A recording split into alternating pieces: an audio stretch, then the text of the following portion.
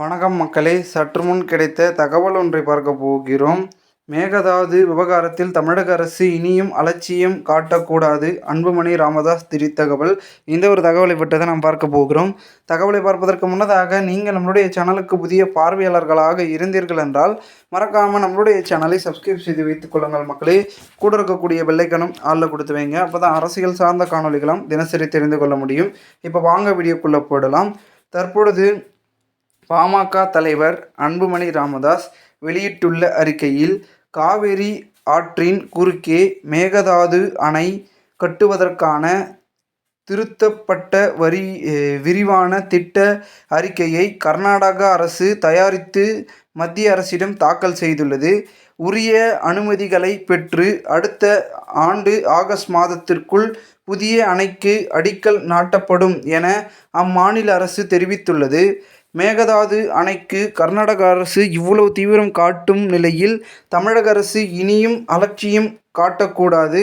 மத்திய நீர்வள அமைச்சகத்திடம் கர்நாடகா அரசு தாக்கல் செய்துள்ள திருத்தப்பட்ட விரிவான திட்ட அறிக்கையில் மத்திய அரசால் ஏற்கனவே சுட்டிக்காட்டப்பட்ட தொழில்நுட்ப அடிப்படையிலான சில திருத்தங்களை மட்டுமே செய்யப்பட்டுள்ளனவே தவிர அணையின் கொள்ளளவு, நீர் தேக்கப் பகுதி ஆகியவற்றில் எந்த மாற்றமும் செய்யப்படவில்லை. அதனால் தமிழகத்திற்கும் சுற்றுச்சூழலுக்கும் ஏற்படும் பாதிப்புகள் குறைய வாய்ப்பில்லை. புதிய விரிவான திட்ட அறிக்கையின்படி மேகதாது அணையில் கொள்ளளவு 67 டிஎம்சி-ஆக இருக்கும். அதில் 4.75 டிஎம்சி மட்டும் பெங்களூரு நகரின் குடிநீர் தேவைக்காக பயன்படுத்தப்படும். 400 மெகாவாட்ஸ் மின் திட்ட செயல்படுத்தப்படும் என தெரிவிக்கப்பட்டுள்ளது. அணை கட்டி முடிக்கப்பட்டால் 12,500 ஏக்கர் வனப்பகுதி நீர்த்தேக்க பகுதியாக மாற்றப்பட்டு மூழ்கப்படும். அணை கட்டப்படும் பகுதிகளில் உள்ள 8,900,000 மரங்கள் வெட்டி வீழ்த்தப்படும் என்றும் திட்ட அறிக்கையில் தெரிவிக்கப்பட்டுள்ளது. மேகதாது அணை கட்டப்பட்டால் மிக மோசமான சுற்றுச்சூழல் பாதிப்புகள் ஏற்படும். 12,500 ஏக்கர் பரப்பளவான காவிரி வனவிலங்குகளுக்கு சரணாலய நிலப்பகுதி நீர்மூழ்கும். யானைகள், புலிகள், பறவைகள் வாழ்விட அழிவு. அதனால் வனவிலங்குகள் உள்ளிட்ட அரிய வகை விலங்குகள் அழியும். பல மலைவாழ் கிராமங்களும் மூழ்கும். இது ஒரு மாபெரும் சூழலியல் பேரழிவாக அமையும் என்றும் பல ஆண்டுகளாக பாட்டாளி மக்கள் கட்சி எச்சரித்து வந்தது. அது உண்மை என்பது புதிய விரிவான திட்ட அறிக்கை மூலம் மீண்டும் உறுதியாகியுள்ளது. அதேபோல் பெங்களூர் நகரத்தின் குடிநீர் தேவைக்காக 4.75 டிஎம்சி கொள்ளளவு கொண்ட மேகதாது அணை கட்டுவது தேவையற்றது. பாட்டாளி மக்கள் கட்சி பல ஆண்டுகளாக கூறி வருவதைப் போல அணையின் கொள்ளளவும் 67 டிஎம்சி என கூறப்பட்டாலும் நீர்த்தேக்க பகுதி அதிகமாக இருப்பதால் 70 டிஎம்சிக்கும் கூடுதலாக தேக்கி வைக்க முடிவு. ஏற்கனவே கர்நாடகத்தில் காவிரி மற்றும் அதன் துணை ஆற்றுகளில் குறுக்கே கட்டப்பட்டுள்ள கிருஷ்ணா, ராஜசாகரம், கபினி, அதன் பிறகு ஹாராங்கி, ஹேமாவதி ஆகிய 4 அணைகளில் கொள்ளளவு 114.57 டிஎம்சி ஆகும். இப்பொழுது மேகதாது அணையும் சேர்த்தால் மொத்தம் கொள்ளளவு 185 டிஎம்சி-ஆக அதிகரிக்கும். இது தவிர ஏரிகள், குளங்கள் உள்ளிட்ட நீர்நிலைகளில் 40 டிஎம்சி நீரையும் சேர்த்து 225 டிஎம்சி நீரை காவிரியின் குறுக்கே கர்நாடகா தேக்கி வைத்தால் தமிழ்நாட்டுக்கு ஒரு சொட்டு நீர் கூட வராது. அதனால் காவிரி பாசன மாவட்டங்கள் விரைவில்